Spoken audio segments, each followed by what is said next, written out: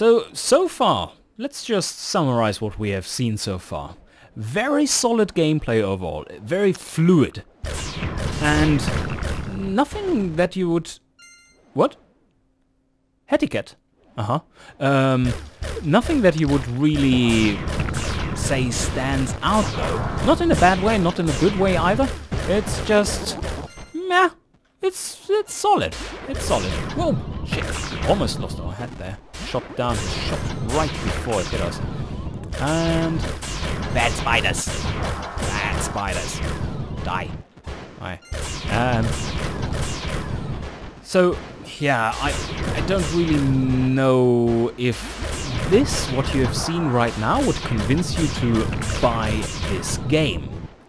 Even at a really cheap price point it's below $10 I think, especially now on summer sale. And yeah, it just lacks something. And I think that something is a little bit too much to ask for from the devs. This very much looks like a project which was done by very few people, dedicated, skillful people, who obviously know what they are doing, but it was done in a scope which was just too small to be a viable final game. What do I mean with that? Let's buy some more vision radius. I like vision radius. So basically the camera zooms out more. And let's get some more money. The scope of the game was a little bit too small to go beyond this very solid basis of a game. And I would think like this is a project which takes 2 people, 1 artist, definitely a skilled artist, as you can see from the quality assets which we have in the game, and 1 programmer. I would think that is about the size of a team you would need to create that game, and the length of time you need, because this is like something you could create in a jam within 2 days, and then it looks shit, and then it takes like more than a year to optimize. And this was at launch basically completely bug-free and played really well within its limits. So yeah, the question I tend to ask when someone comes up with a game idea, and I mean we developers at Camshaft and everywhere else, I mean there are plenty of students around, games creating students, the question to ask is, who needs this? Who really needs this? And I think for this game, there isn't really a good answer with the state it is in right now. And don't get me wrong, the state it is in is really high quality, solid game. Whoa! Shit, that was close.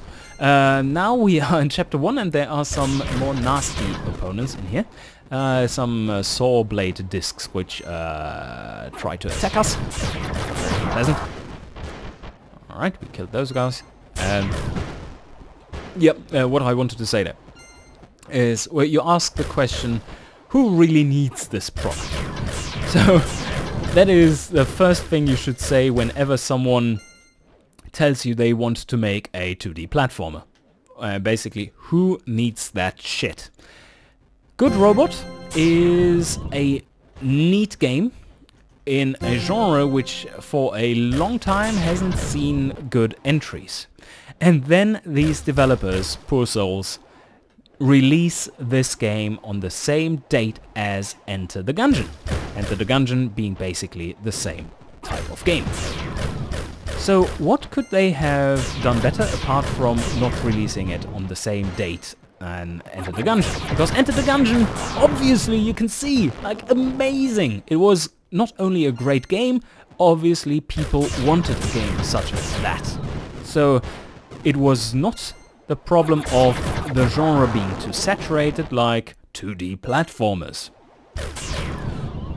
So what did they do wrong? I would say this underscoped game. Probably it was perfectly scoped for what they wanted, but then this game doesn't live up to the, or doesn't stand up to the question of who needs this. It doesn't have a true unique selling point. And let's think about a little what could be added to this super solid basis of a game in order to make it more viable as a desirable product on the market, on the existing market. One thing that Enter the Gungeon is better at is probably it's like the dodging mechanic and stuff, but you can see that it's not really needed. I mean, there's plenty of dodging in here as well. You don't necessarily... Oh, we lost our hat. We just lost our hat. Because those are homing missiles, and I completely forgot about those. And if you lose your hat, you can just buy a new one if you haven't spent that money. So we are going to go with Froggy Eyes. Yay, Froggy Eyes. Whoa, shit, okay.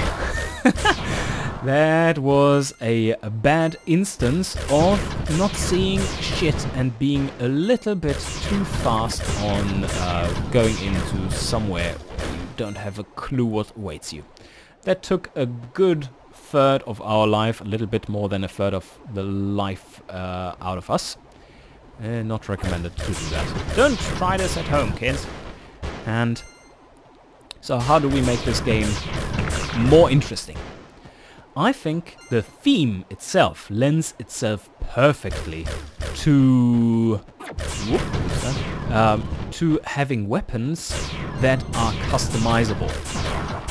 That is a big gameplay feature, and it would take quite a while to implement. So I see why they didn't do that just as on the side. How would that work, or how could that work? I would... ouch. Being hit again. Fuck it. And we don't have a warranty, so we're not allowed to die now. Otherwise, this is a really, really short Let's Play. Baddies there. Short-range weaponry of those. So let's be a bit careful. And customizable weapons in this game. The theme itself lends itself perfectly because you don't have any clue of what weapons such a good robot would use anyway. So you can go a little bit bonkers. Also, the existing weapons in the game have pretty interesting mechanics. There is some gravity mechanics in there, there's bouncing, ricocheting mechanics, and all kinds of good stuff. AoEs. So why not make this a little bit more modular? For example, change your weapons as you go.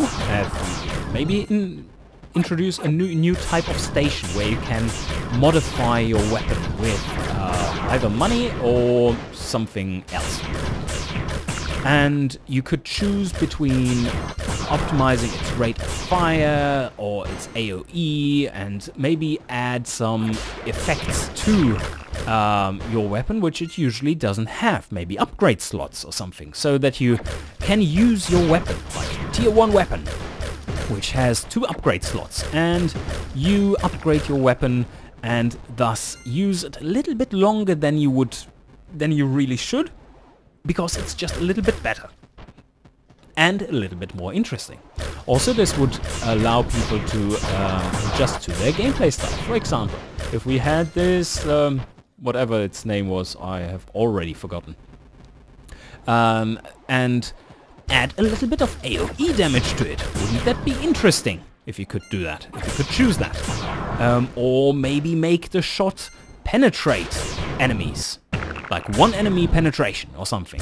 That would be kind of interesting mechanics, and it would build upon the stuff which is already in the game. It wouldn't be that easy to add, and it requires quite a little bit of extra UI and stuff, but I think this would make it a lot more... it would give it a lot more character, I think. That is an enemy that was right around the corner. So what else could you do with this kind of upgrade mechanic? Well, good question. Glad you asked. What do you think? Write in the comments below what could be done with such a mechanic when you see this kind of gameplay. What do you think would feel good in this kind of sense? And also, does this make up for the fact that it's otherwise just a really solid game? Is that enough of a unique selling point? Weapon customization? Does this go a long way, or is this just not enough? Oh, that was a nice one. Shoot out the... Oh, there was a weapon. Face cannon. Oh, already have my face cannon. To the face cannon. Come on, kill it. Yes. Ah, neat. Okay. Kind of a... Ah, there's the upgrade. Okay, so here we are now with quite low health. And we have 14,000 in the bank, which is a lot. So let's go with a shield upgrade, which also heals us completely. And then we have the vision radius. Do we really want to have that? No, I don't think we want to have that upgrade just yet. We save up for another attack power upgrade just to kill those enemies a little bit faster. You can see our HP now loads up and it's all good again. And let's do a level which is this one. And we buy a new hut just to be safe. And froggy eyes it is, because froggy eyes are the safest. No, they aren't, but I can pretend they are and not get hit. Ah, there you could see they were leading their shots and I was just doing small maneuvers at a time so that they completely failed to acquire target. Oh, bye-bye. Whoa. Don't get hit by stray shots. Oh, no, don't go in there.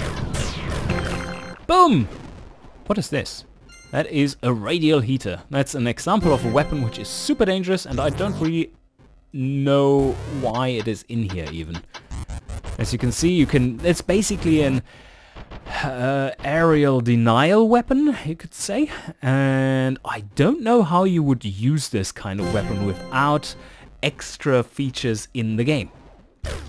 Some of these things seem a little like they had a larger feature set planned for the game than what is in here. Because this, like melee weapons, they don't really make sense if you take so much damage from normal enemies as soon as you contact them. Because as soon as you get hit and are inside an enemy, you just take continual damage. It's really bad. Also, I don't know if this shows in the video, but sometimes you get some kind of weird tearing effects here. And I think that is... I've never seen that before, so that may be because I'm recording. Yeah, like this stuff, it seems chuggy. And it really isn't normally. So please excuse that from the game. That's not the game doing that, I think. Never seen it before. Whoop, that was close. Didn't even see those shots coming. So, oh, that is the end. Let's go down here and see if there's more for us to take out. Yes, there is.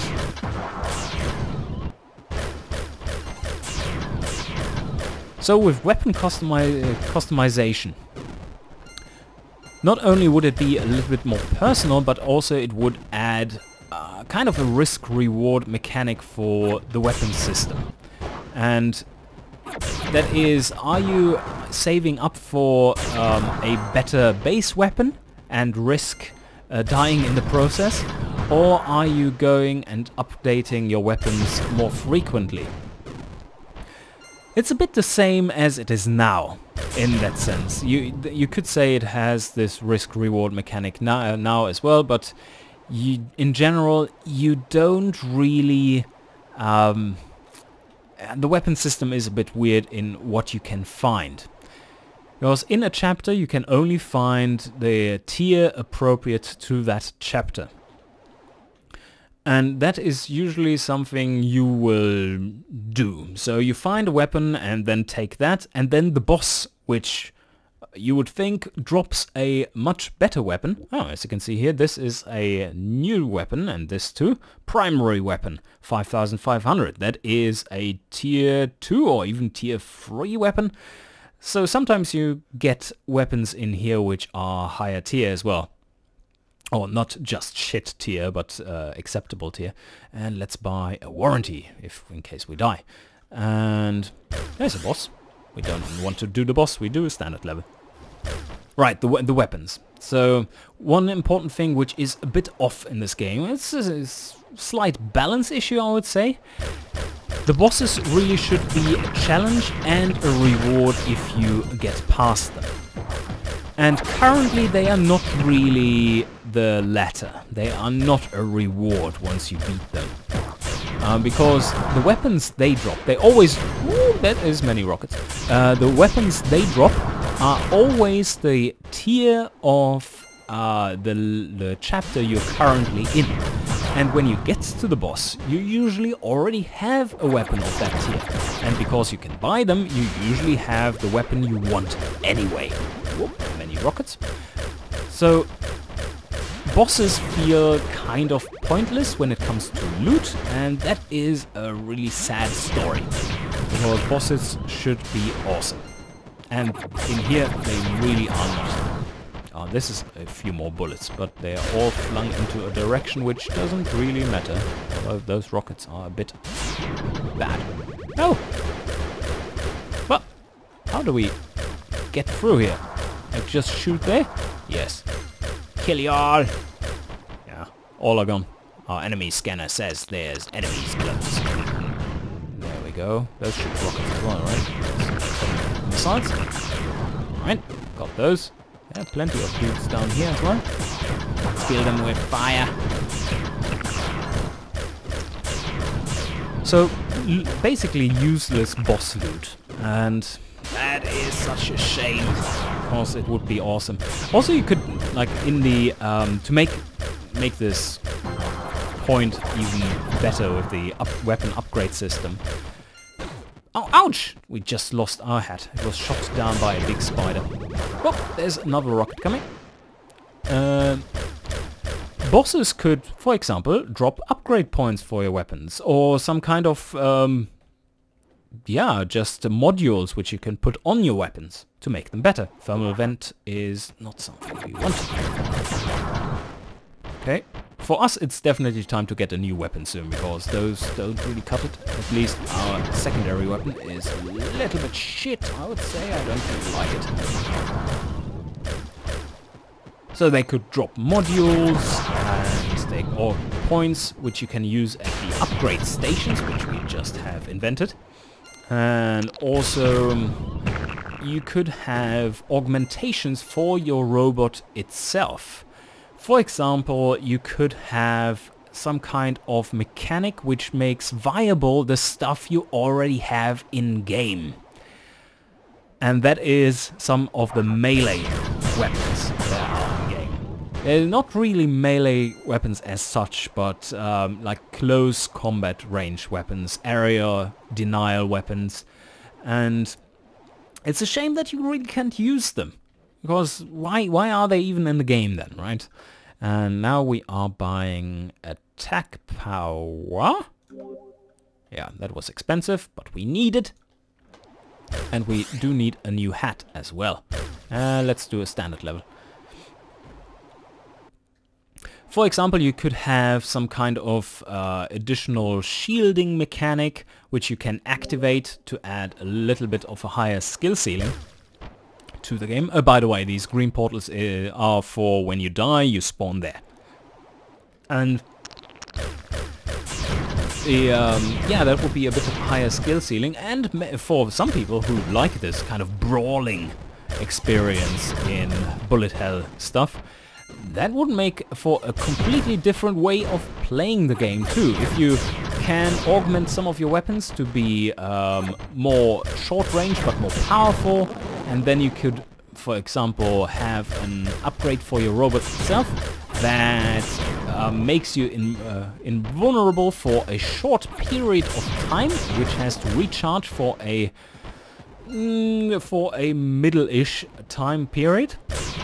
Then you could make this kind of brawling viable, and that would yield quite some action-packed gameplay, because whenever you are in close fights, this really feels like a great experience. But as you can see, what I'm playing here is basically move forward as slowly as possible and then shoot all the enemies while you dodge bullets, flying bullets from far away. That is not that super exciting.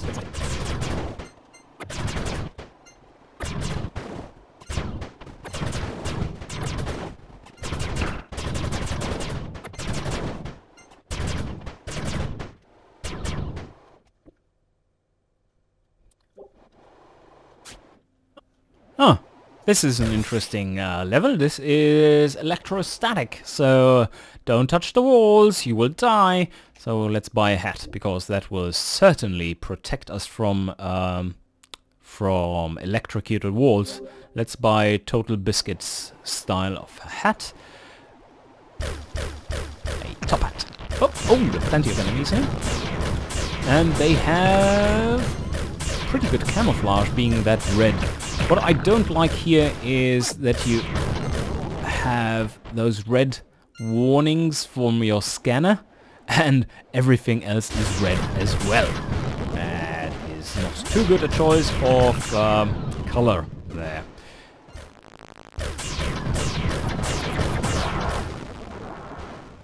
This kind of level is really hard to play. Oh shit! I didn't see those rockets coming there. This kind of level is really tough to play later on when you have super powerful weapons, because the recoil is just so heavy that you are flung into those walls without you having much of a say in it. And here it's currently not really that tough, unless I'm messing up, which I tend to do. Whoop! Whoop! Ouch! Being hit again by those homing missiles. That's a bit challenging when you are off course and then the missile isn't flying towards you straight away, and then you have a hard time aiming for it. We don't need a shield right now, but maybe... Ooh, we can't afford that. Compass we don't really need. So is there another thing down here? Nope. Alright, so the boss it is. And we still have our shitty guns. We can buy a new hat. Propeller beanie. And let's see what kind of boss we are facing this time. Oh, garbage supervisor. Hello? You are not providing me with a solid challenge. Yes, okay. One thing which is disappointing as well is the boss AI. They seem to be a bit off. A scattershot. Let's try this. Scattershot. Boom! Whoa. It has slow fire rate, but as you can see from the massive recoil, it is pretty strong. But short range, and I'm not a short range player. Okay. That was bad. Now we lost a lot of health again. And that is another thing which I dislike with games like this in general. And I don't have a good solution for it. And that is 16:9 really sucks ass for games like this. Because you basically need a round monitor in order to play this one. I know there aren't such things as round monitors as far as I know, but yeah. Because you want to see as far as possible in all directions, and 16:9, well, I hate to break it to you, but 9 isn't the same as 16. And if your levels are two-dimensional and extend as much in X as in Y, then that might be a problem, because you don't get a head warning. So let's buy a little bit of attack power. And... do we need anything here? Warranty, shield repair? No, we don't need a shield repair. And let's go to the next level. To the next chapter even. So, chapter 2. There are, again, a little bit more challenging enemies in here. Overall, the progression of difficulty isn't too bad. We have good weapons still for that. Those are annoying bastards sending out some kind of drones. Really dislike those. Seems like they never end. Many rockets. But at least they are not homing. You can see those sleeping over there, so you can take them out from afar if you have that viewing distance. That is something you can't do in the 16:9 direction. And I really don't know how you would get rid of this problem, really. So this is where we came from, yes. Okay, good. I'm completely confused, as you see. We just went round this way. And let's go up. Yes, there we are. Whoa, that was close. Who's shooting all these rockets? This guy. Ah. And it makes it hard to see which ones are still alive once they get dark. When they are highly damaged, they get a little of a darker tint. And that makes it tough on the eyes to spot them in this background. Like, is that a dead one or is it not? Do we need anything from here? No, we can't afford anything. Many enemies or electrocuted or... Oh, let's try this one. We haven't done that yet. That is a linked... a series of rooms, and usually a larger level than the standard ones. So potentially much more money, and much more money is something you want. Whoa! Those shots are fast. Soon we will need to invest quite a bit into